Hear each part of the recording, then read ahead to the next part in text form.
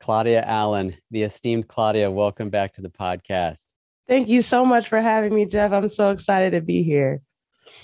So before we were rolling, as I was prepping for this, I went back and looked at it, and we've done 6 episodes together. You've been on 6 episodes, and so this is number 7. Okay. And so perfect number 7, but we have not connected here on the podcast for over 2 years.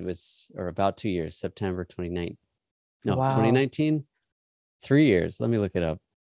Yeah, September 2019. 2.5, coming up on 3. Yeah, absolutely.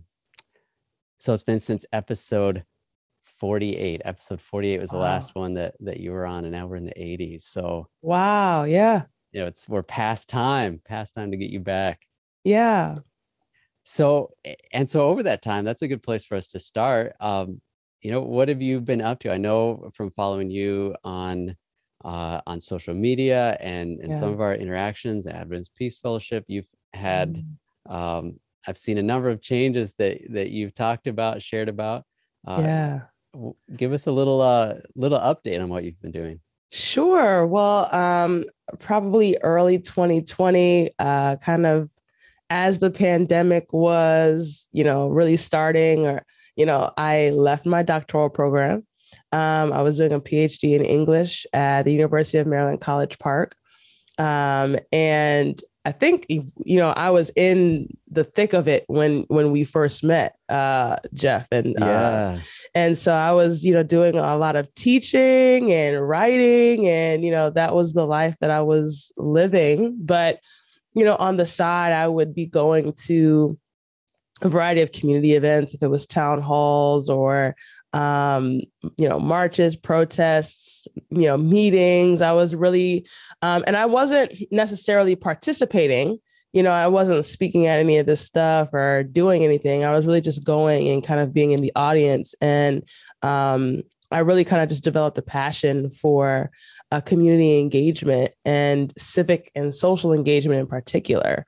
And so that's really when I kind of started leaning into that a little bit more. And around 2016, I did the ASJ Social Justice Conference, and, things really kind of just continued to build from there. But I don't think anything really kind of exploded until, the summer of 2020. Many people don't know, but, I left my doctoral program in the beginning, like I said, and probably a month or 2 later, we had the killing of George Floyd. And probably that week I was on every panel. Everybody was calling me to speak somewhere. It just really kind of blew up in a way that I just could not have anticipated. I mean, there were for several months, not weeks, like months, I would be on, multiple things a day. So there would be Saturdays. There was one Saturday in particular, I remember I spoke in South Africa, I think at 8:00 in the morning. I did something, I think it was in Maryland, around 11:30. I was in California at 2:30. Then I was on a panel in Chicago at 5. And then I did an interview podcast in Australia around 10:30 that night. So literally, and it was crazy. That particular Saturday was crazy because it was all back to back. Like you would think that like, oh, okay, like that makes sense because like, sure, she had breaks in there. Like, no, there are no real breaks. It's like unreal. You hop off one platform, you get on another, you get the camera and everything situated. And at that time, I didn't even live in this apartment.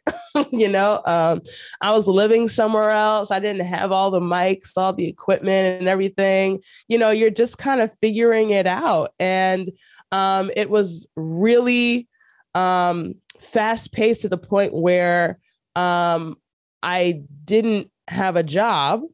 But God was taking care of me. And, we were doing the work the entire time. And while I was doing that, I was working at Message. I had started that before. So I was a contract online content manager for them. And so that was really kind of carrying me through the pandemic. And around December, I decided to kind of shut all the tech off. And I said, I'm not preaching for anybody. I'm not writing anything. I'm not doing any panels, no interviews. The month of December, I really shut the whole operation down. I drove to Michigan, which is home for me. And I stayed with my mom for about a month and a half. And so I was out there, and I really kind of took some time to reflect, because I really needed to figure out, okay, what is happening? First of all, what's going on? And what exactly is God calling me to do in the midst of all of it? I think it's very easy to kind of get caught up in all the speaking engagements and all the phone calls. And, you tend to believe in all of that hype, that will last for forever. And the truth of the matter is it doesn't. And so I wanted to really recenter and refocus and ground myself, because I left my doctoral program very clear that God did not want me there anymore, and that he didn't want me teaching English, but I needed greater clarity about what he wanted me to do. Did God want me to go into pastoral ministry? Did God want me to go, into entrepreneurship and start something myself? What was God really kind of calling me to do? And that's really kind of what I was praying about. And what I heard God say, Jeff, was move to Columbia. Move to Columbia. Okay. Oh, that's so random. But I, clear as day, I felt God say, get up and move to Columbia. Now, at the time, I was working for Message. So in my mind, I'm like, okay, well, maybe, something full-time is going to open up with the NAD or with Message. And so let me try to get as close to the NAD building as possible. So I got back in town. I, went apartment shopping, started driving around at different places. And the place I live right now wasn't even on the internet. I was following little signs, and it led me back up to this, really amazing place. And, got it within a week, a couple of days later, moved all my stuff. I was in, this new apartment. And then, as a couple months go by, I'm not really looking for anything. I get an email, or a message rather, in LinkedIn. And someone from Howard County Government Administration's office had written me and said, hey, we've been following you for about 2.5 years, and, we really love the work that you're doing. And we're not sure if you're looking for full-time employment, but we would love it if you could apply for this position and see if, you could, come and work for us. So they reached out to you. Yes. Nice. And so I was like, oh my gosh. So I click on it, and it's for a community outreach coordinator for the Howard County Office of Human Rights and Equity. And I mean, just the name of the office, everything that I would be responsible for, Jeff, it's literally everything I've been doing for the last, I could say 2.5 years in a focused sense, but truly at least 6 if we go back to even things I was doing in my doctoral program and, the last year of my time at Georgetown. And so I was very oh my gosh, this is everything. I can do all of the trainings and the presentations, to the police department and to this office. And then I would get to do this in the community, and I get to, it was just it was Claudia, in bulleted format. All these pieces coming together. And I felt for so long, right? I was trying to force academia to do some, to create a space for me that just was not there. At least the literary academy. I won't say academia as a whole, but I was trying to do something in the literary academy that wasn't, really embraced. And then I was trying to force the church to hire me to do this work that really isn't embraced. And I felt like I was just like constantly, for several years trying to fit, round pegs in square holes. And when I saw this job, I felt like for the first time, I saw an opportunity that like had all of me written all over it, and so I applied and, went through the rigorous interview process of two interviews and had to submit documents and different things like that. And ultimately got the role. And so it will be a year on July 5th. I have been working for the Howard County Office of Human Rights and Equity. And the crazy thing about the testimony too, Jeff, I have to circle this. I almost forgot. Yeah. For the second interview, the first interview was virtual. The second interview was in person. So I had to drive to the building. I decided, because I am geographically challenged, I get lost all the time. I said, I'm going to drive to this place before I have to drive to this place so that I know how to get to this place. All right. I like the preparation. As I'm driving, Jeff, I'm driving to the NAD building. And I'm like, this is weird. Why am I going to the NAD building? That's where like the GPS or directions are taking. This is the GPS. Yeah. The county building that I work for is directly behind the NAD building. It's like, who would have thought that? That's so beautiful. And so God, I really do believe that God was literally impressing upon my heart and moving and directing me from the beginning all the way through, from move here to, getting, a reach out or a message from the county. Just the entire way that things have worked out have been amazing. And around October, I was about 3 months into the role, my supervisor quit. And the office at that point really was pressing me to apply for the supervisor role. And around December, applied, interviewed for all of that, and then got the promotion in February of this year. So I'm actually over the community outreach. I'm, like the lead director over the community outreach unit in the office, and have been that since February. So God is amazing. That's not anything that you can plan or really pray for. It's like, man, let me just be obedient and let me move. I think if there's anything I've learned over the last couple of years, it's that when God says move, you move, because you just have no idea what is coming down the pipe. If you stay anywhere longer than God intends for you to be. So that's just unreal. I remember seeing, I think it was on Instagram when you talked about the promotion, and I didn't remember the timing, but I knew it was quick, like super quick. Just started this job, so 3-5 months. Yeah, and you're moving to the on my 6-month job anniversary or whatever, when I was officially taken off probation, was my first interview for the supervisor position. Okay. And so we were kind of laughing at that because we were just like, oh, wow, yeah, like today's your 6th month. Okay, so let's do this. Oh, yeah. So I was very nervous. I was very like, man, like I didn't feel like I was qualified, right? But I think what God has given me is a clear understanding of the work of the office and a very clear vision for where the unit needed to go. And having worked in so many different industries, with academia, the church, and then, of course, community work, God had really, really birthed or kind of equipped me with the skills necessary to kind of take the unit to the next level.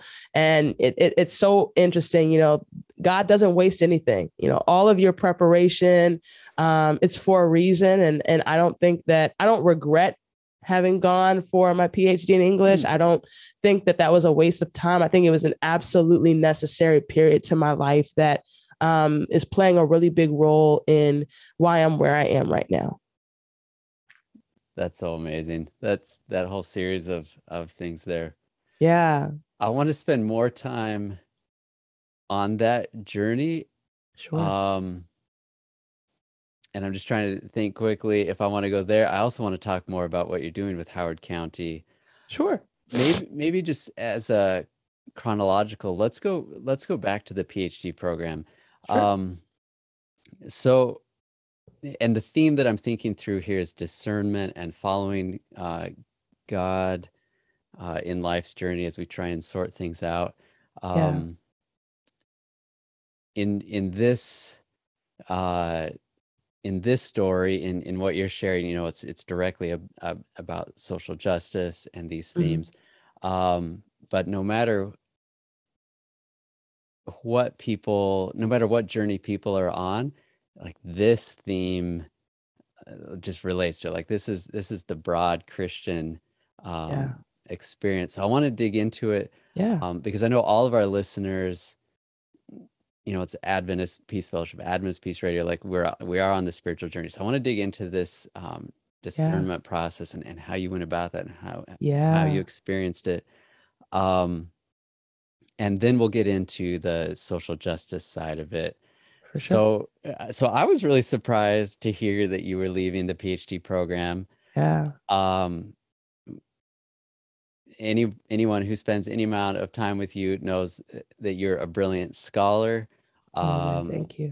And so from the outside, it looked like a great fit. From the outside, from what I knew, that with the literature that you had to become an expert, do the deep dive in American literature generally. And then beyond that, to go into the African American, the Black literature, to become, seeped in that, but that you were up to that challenge of not only having to do what your peers were, but then that extra. And so it never seemed like a poor fit. But then something new is happening. God, do you see it? I'm doing something new. So for me, from the outside, it's interesting. What is at play here? What is she experiencing? What is she praying through? So take us back to that PhD. How did, for so many of us asking, God, what are you leading me to? Or how do I know? How do I decide things? How did you, at that first part of it, how did you know that it was time to step away from that, or it was time to turn a corner? What was your experience there? Oh, man.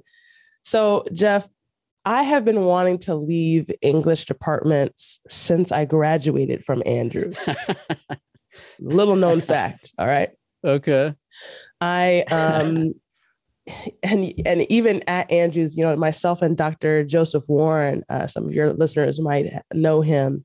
He and I had a very interesting conversation because while I was at Andrews, I was big on ministry. I was like so busy. I was just doing, everything. And being a literary scholar just it wasn't appealing to me while I was in undergrad. And so, really? I wanted to be an African-American lit professor. I knew that, but that kind of study just wasn't available at Andrews. And so I was reading a lot of stuff that I really didn't want to read, that I really didn't care about. And I was really growing disinterested and disillusioned. And he pulled me aside one day and he was like, Claudia, do you want to be a pastor or do you want to be a literary scholar? And I was like, I want to be a literary scholar. And he was like, well, then I'm gonna need you to focus on these classes. Like, whoa. I need you to, kind of pull away and I need you to focus on this here. And so I was like, you're right. This is what I got to do. So I did that.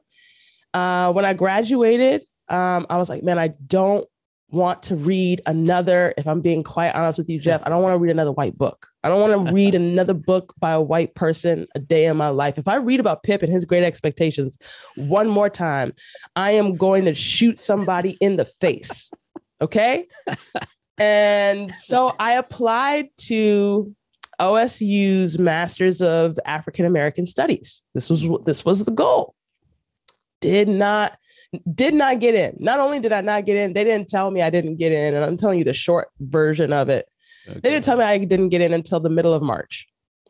So I was very like, oh, I'm going to be stuck in Berrien. this was the only school I applied to because of the deadlines, X number of relationships. And so there was like this great anticipation that this is going to happen. And, it didn't happen. And so I went online with my mom and my cousin recommended Georgetown to me, and I had never heard of Georgetown. And so we went on the website and we saw that they had a random late application date for April 1st. Oh, wow. And so it was like, what? Sure. Yes. So you have like days. Yeah. Okay. Days to do everything. And my professors were very kind. They got all the letters and everything together. We got everything sent out, very quickly. And then I got waitlisted in May. I graduated Andrews with no clue what was going to happen. I had applied to a master's in English at Georgetown, a master's in African American Studies at the University of Kansas, and then a master's of English at Morgan State. Okay. And I got into University of Kansas first. And I got waitlisted at Georgetown. And I was like, man, well, like, I don't even want to do an English degree. So this is perfect. Like, I'm going to go to University of Kansas. And my family was like, in what world is, like, how are you processing this? And I was like, I don't want to do English.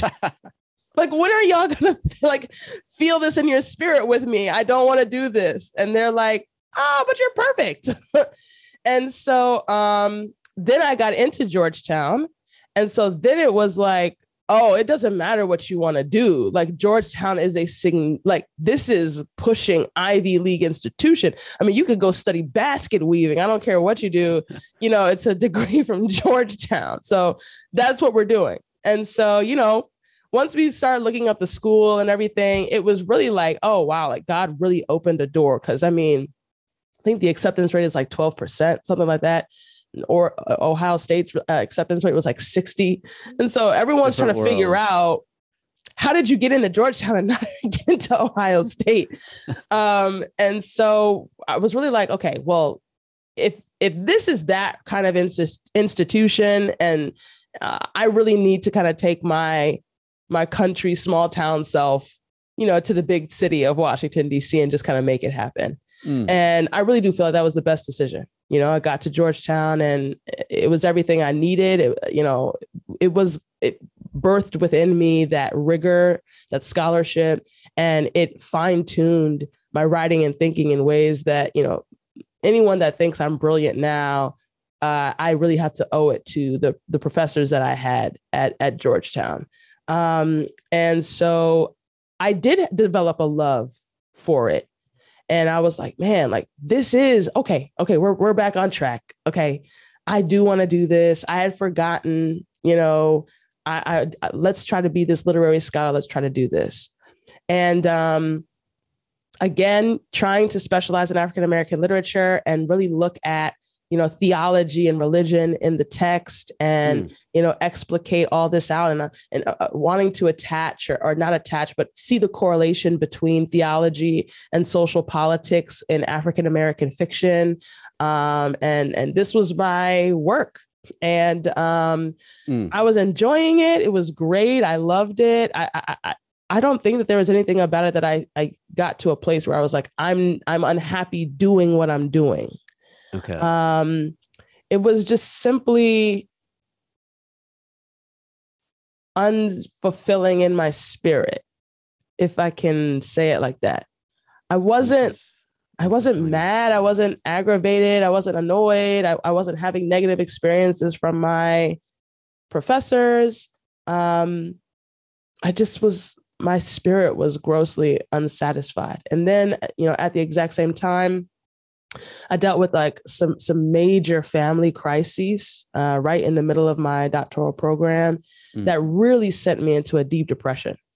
And I stopped everything. I mean, anyone that, probably knows me and has seen me is like, oh man, Claudia is really intense. She's, high achiever, always going, always producing, no stops, no pauses. And I really crashed hard, crashed very hard, and just stopped producing altogether. And that's when I, kind of took a year for a mental health leave. And that was really important. Went to counseling and really had to kind of deal with some things that were kind of coming up in me that had happened to me, and just different things also that were going on with my family. And that gave me some level footing. I went back to my program, and I was done with coursework by then. So I was teaching. That semester I passed my foreign language exam, and then it was up to qualifying exam and dissertation. And so, in everybody's mind, this is what we've been fighting for. Like, you're at the end. Like, we're coming to the end of the hill. And as I was really faced with that, that feeling of spiritual dissatisfaction grew to a point where it turned into, I don't want to do this. So it's really growing stronger. Very strong. It's no longer, and it wasn't like I don't like literature, as you can see. Yeah, nobody's gonna, no one's accuse you of that. Right? No one's gonna accuse me of that one, right? No one is saying it's not like I don't like writing. It's not like I don't like teaching. I love teaching. I love, the literary analysis. I love that entire process. I loved what I was reading. I just was like, I'm not supposed to be teaching this. This is not what I'm supposed to be doing. And I felt this overwhelming feeling. It shifted from being like this little thought, like a slight thought that might pop into your mind, like, oh, maybe I'm supposed to be doing something. Like, it wasn't a thought. It turned into like a burden that kept me up at night. Wow. And it really turned into and a friend of mine, I went on his podcast and he asked me a question. He said, Claudia, if there was one question you would ask your future self, what would it be?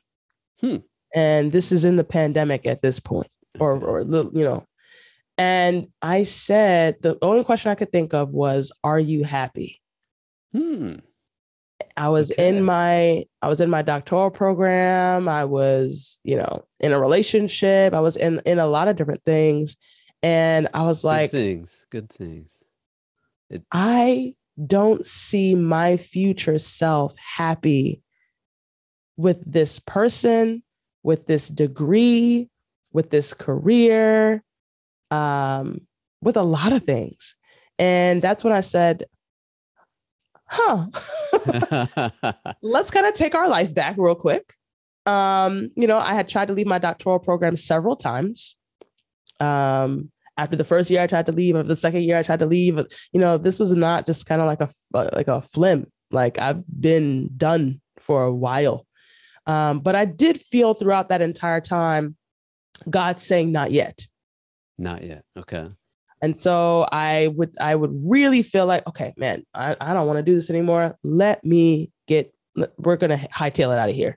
And between family and people I'm associated with talking me out of it, and kind of going into prayer about it, and then feeling like God saying, nah. So I was like, man, nobody is releasing me from this. Oh, no one will release me from this thing. Like, does no one understand like what's happening on the inside of me right now? Like, and all I can say is that I'm glad I didn't leave when I left. Because I am 125,000% positive that I would not be where I am if I left any sooner. I think I needed all of the preparation, all of the skills, all of the experiences. I mean, there are things that I experienced and had the opportunity to do that are directly linked to the fact that I was in my doctoral program at that time. And so I was allowed into spaces and rooms because I was a PhD student at University of Maryland, College Park. I mean, there were times that's all I had to show, to be allowed to get into certain conversations and do things.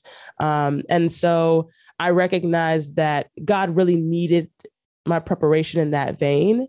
Wow. And when he felt like it was done, that's when he came to me and said, okay, hey, now I have something different I need you to do. And then, everyone was angry with me. And that's why, that's also why I didn't ask for permission, Jeff. When it came to this, once I felt God come to me and tell me to leave, then I'm not going to have any conversations with y'all because I already know what y'all are going to say. Yeah. No doubt. I was out of my program for at least 2-3 months before, and people didn't know. I hadn't told anybody. It was a while. I was grieving. I was like, did I really just do this? Did I make this dumbest decision of my life? I was like, man, am I clear? And I needed to kind of, that time I took with God to get clarity about where I was, what I was feeling, was I doing the right thing? Because once the saints found out, everybody and their mama up the chain was calling me. People were calling me that I didn't even know had my number in certain leadership roles in our denomination, who were gravely disappointed and were really wanting to talk me back into doing the work I was doing before. And by the time I was having those conversations, because I had that time with God and I was so clear that this was a God thing, I was able to kind of stay flat-footed and be like, thank you so much for your concern. Thank you so much for the love and the care. And I know that this is coming from a really great place, but no, I'm not going to go back. And I think that if I had not done that private work, then when all of those people were calling me, they would have talked me back into a program that God had no intention of me being in. And I would not have had the free time and availability to be what I was to the denomination, not just in the North American division, but quite frankly, around the world. And I was doing trainings and presentations on this work for months, everywhere you could possibly imagine, and in places I didn't even expect, like Ireland. And so that was really like my confirmation that, okay, God really is pulling me in a completely different direction. And this is, and now that I have my confirmation, y'all really can't say anything to me. And then once the county reached out, and it was like full-time employment to do this where it really counts, literally training the people that have the power and authority to cause this kind of harm at so many different levels. That's when I was like, this is why I had to be removed. And this is why God was birthing different things in me. But it's also why he kept me in the program so I could have the opportunity to learn teaching skills. It's also why he kept me in the program long enough so I could learn writing and scholarship. It's why he kept me, everything just really starts to piece together. And then you realize, oh, okay, this is why I had to, specialize in critical race theory. This is why I had to, was doing all this kind of interfaith theological religious work on my own, because I would be leaving to go and actually do interfaith work with Muslim communities and Jewish communities and Buddhist communities and Hindu communities. And God needed to refine me in a very uncomfortable fire that I didn't want to be in all of the time. But it was necessary for my equipping and my growth for where he was trying to take me. And I think, going back to probably your original question, this is probably a longer answer than you wanted, but no, I love this. To discernment, the greatest thing I can tell anybody listening to this podcast to do is to have a very intimate relationship with God. Wow.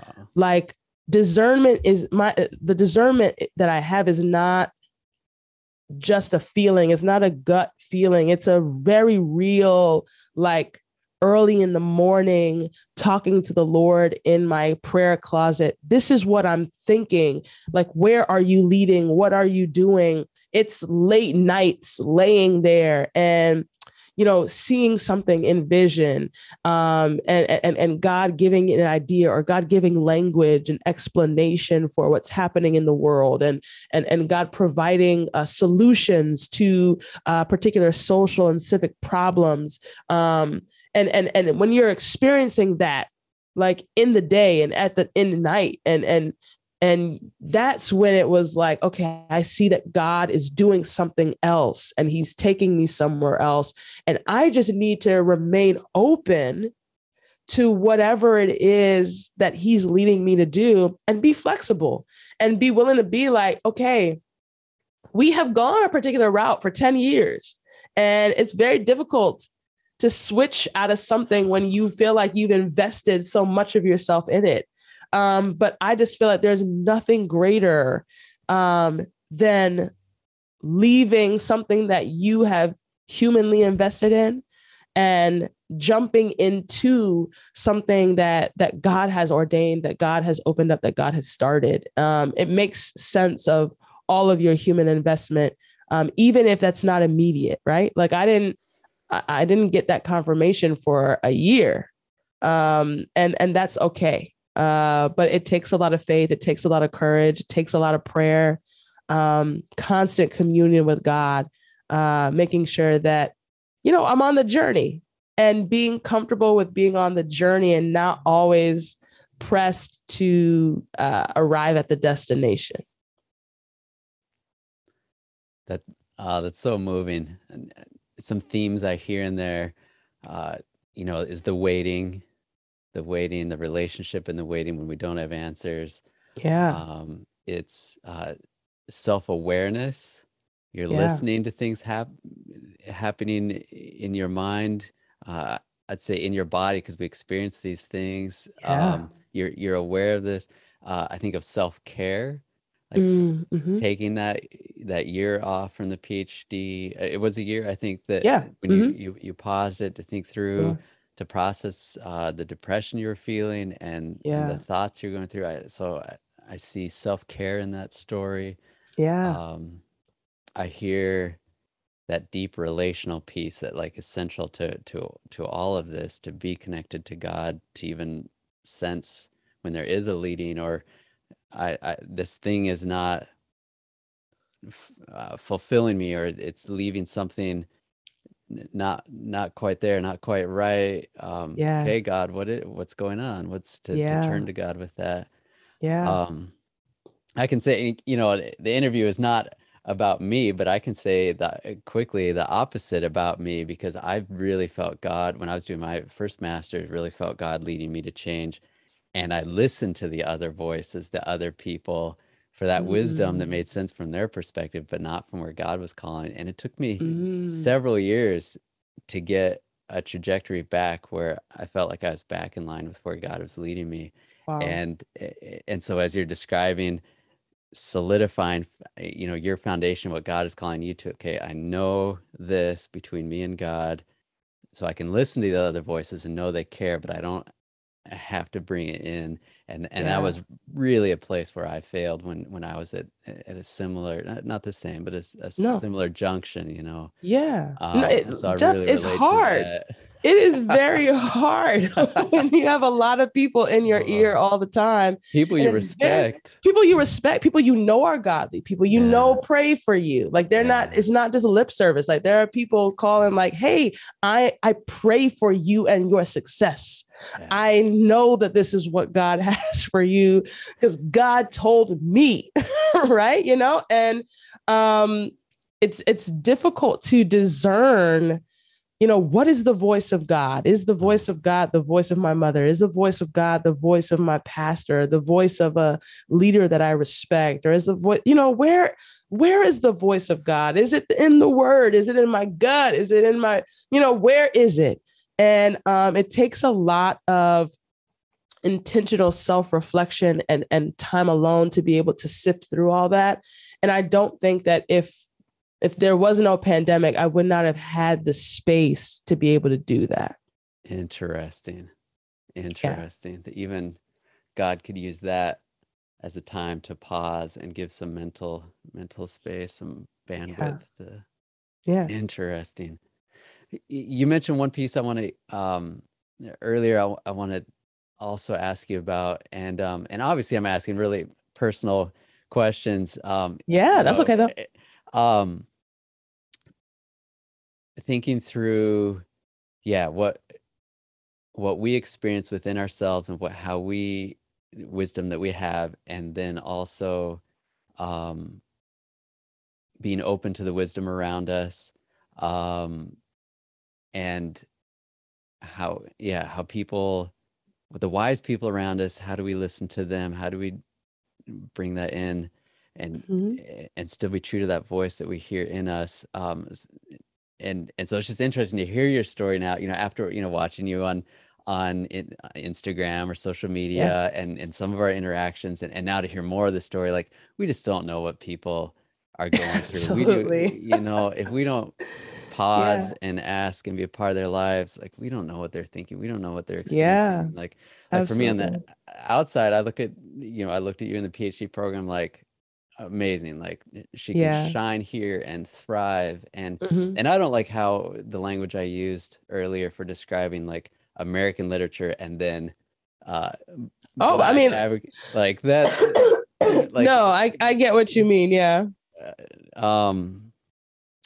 So seeing you from the outside, seeing like, awesome, Claudia's getting, like, she's thriving here. This, she can take this, and then to hear, God's doing something else, and the experience of it is something else from in you, from the external. So it's a good reminder. We never know what people are hearing and feeling. And I mean, for a while, I really thought it was pastoring.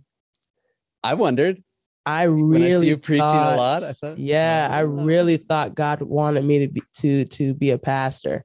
But I had always felt, God and I had been having that conversation so consistently since undergrad, because people have been thinking I was supposed to be a pastor probably since I was 12.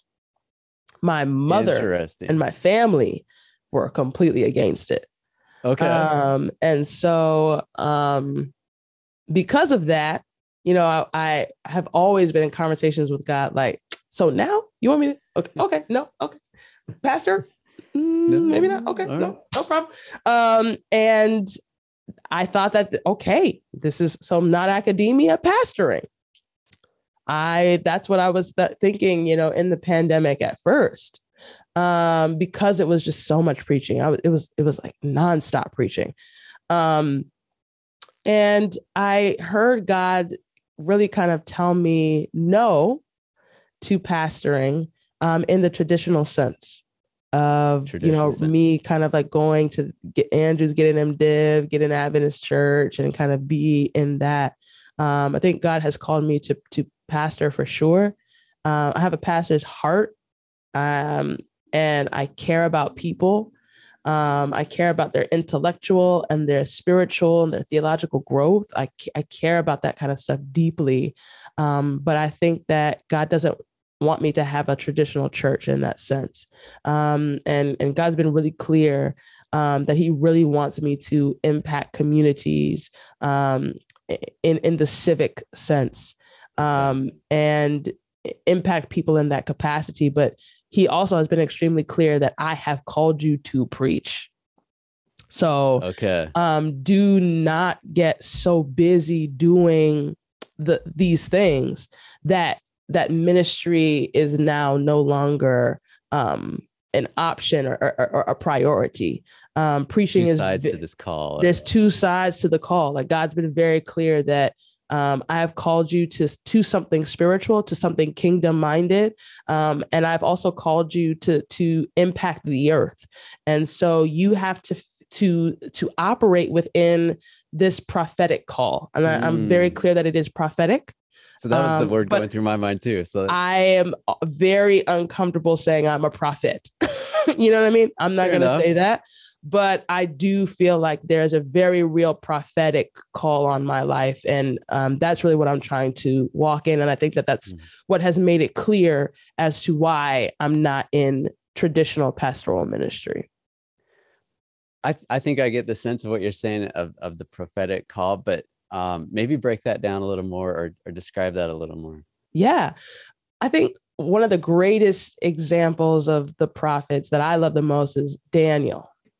Daniel had this responsibility, even in bondage and captivity, to being a voice of reason, influence, and insight to the government.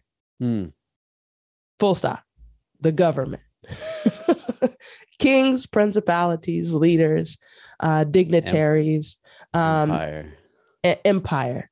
And simultaneously, though, was praying and of spiritual significance to those that he was spiritually in community with, and to us as a prophet, so many centuries later. And that's kind of what I see. I don't think that prophecy is exclusively about the foretelling of events, what is to come. I think that that's only one side of the prophetic, whether it's Ellen White or Daniel or any of those prophets.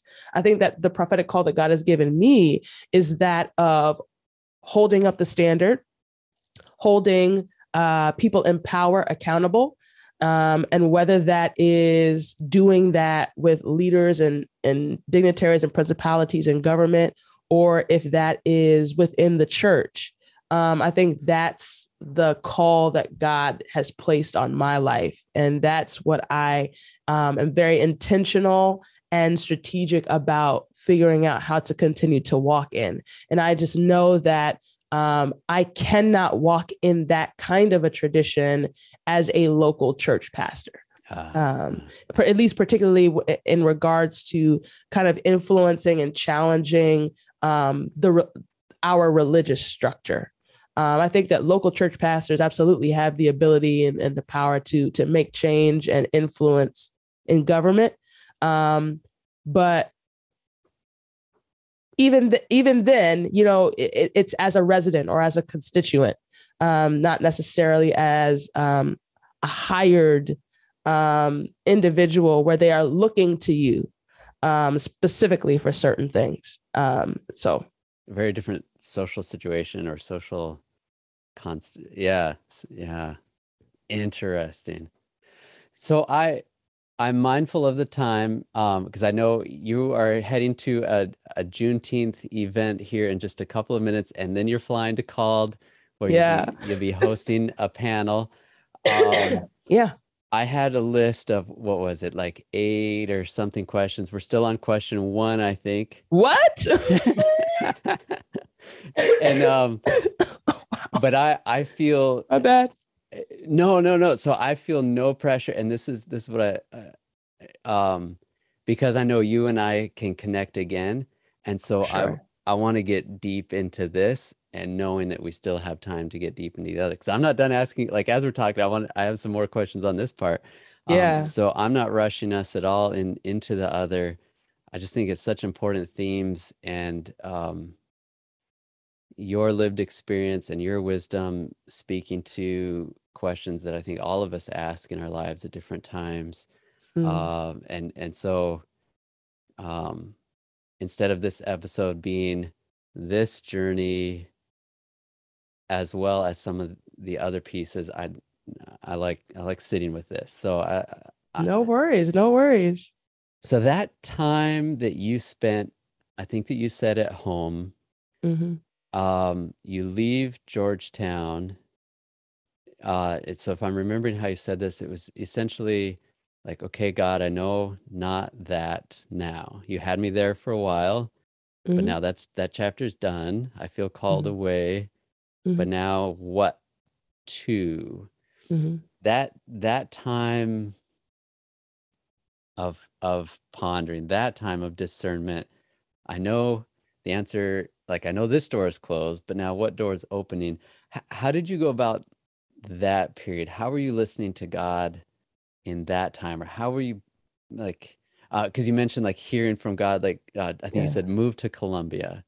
Yes. Oh, okay. So what's leading during the pandemic? Okay. Yeah. What's so between the end of the PhD and move to Columbia, how are you spiritually growing or exploring, or how can you take us into that period of God leading you to this new, unexpected, unknown door? For sure. I think at the end of the PhD, spiritually, I was connected, but not not like this. Okay. I mean, I had been preaching, so it's like I think, you have your regular Bible study, you have your regular prayer, just very, okay, good morning, Jesus. This is what we're going to talk about today. Fantastic. These are great principles out of the word, God. Wow, that's fantastic.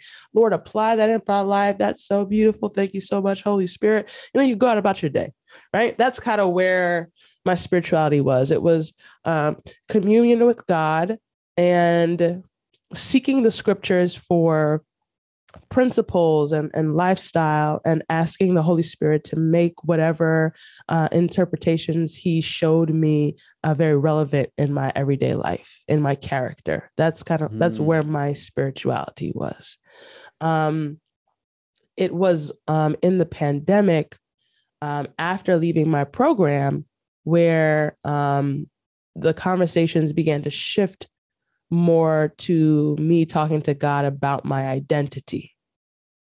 So now it's like, God, who am I? Who am I? Because what I realized was my identity had become so attached to the doctoral program that I fundamentally believed that no one would call me for anything because I was no longer in my doctorate. Okay. So I was like, I'm never going to preach again. I'm never going to speak again. I'm never going to get into certain rooms. I'm never going to, I really felt, this is when, all the regret comes in and you begin to really think and I, Hey, Jeff, it is being weird. I don't know what is going on. So clearly the enemy does not want me to be on this thing, but my entire computer just completely shut down. And now it's saying like it's not recognizing the Zoom application. Anyway, as I was saying, spiritually, I was in a place where we went from trying to simply apply scriptures to our everyday life to now needing to talk to God about my identity. And I had really rooted my identity in my doctoral program. And God really needed to root me and my identity in him. And I needed to come to this place where I understood that anything I said and anything that I offered to the world was not because a professor at Georgetown taught me how to do it really well, or I learned it in the classroom at the University of Maryland, College Park, or because I was even affiliated with any of those institutions, because those institutions are next to my name. That's the only reason why anyone is letting me into rooms. I really had to learn that it had nothing to do with any of that. Whoa. And that God had anointed me, that God was on my life, and that God was doing something with me, and that all these affiliations and all these names and letters were really secondary to having the Spirit of God kind of living and breathing and moving in you. And that, if I'm honest, that took a lot of prayer, took a lot of journaling. It took a lot of counseling, therapy. I'm a big proponent of that. I started that in 2018, and I've been in it off and on. And so I've not been in it for the deep depression. Now that I've gotten past that, now it's, okay, let's really start beginning to think about who we are as a person.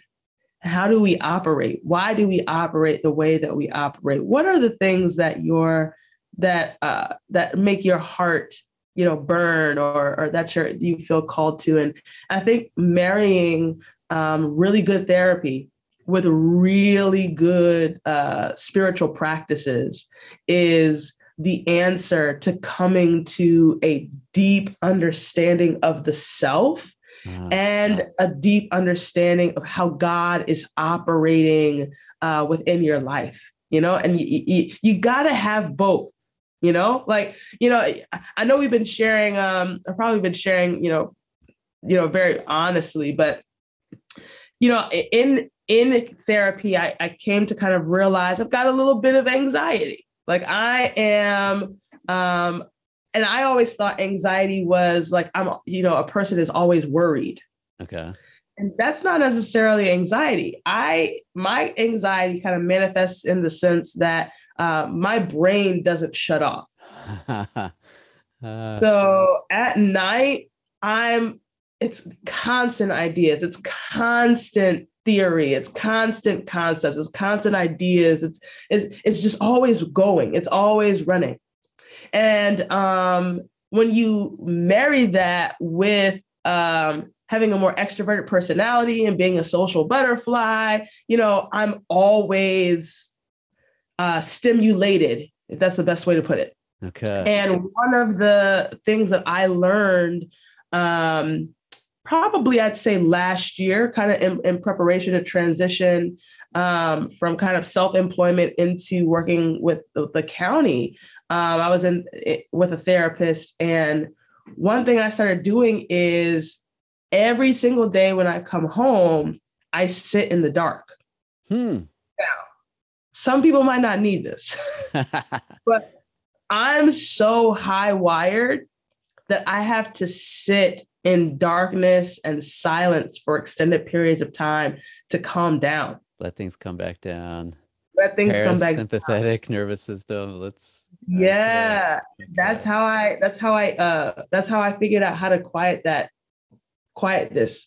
Because even when I explained before in the pandemic, imagine someone trying to sleep who just did 5 programs in 4 different time zones on 3 different continents. And then brain is sizzling. It's fried. You do that nonstop and then you get off and then it's like, okay, time for bed. Like, no, yeah, right. That's just not a thing. Yeah. And I think that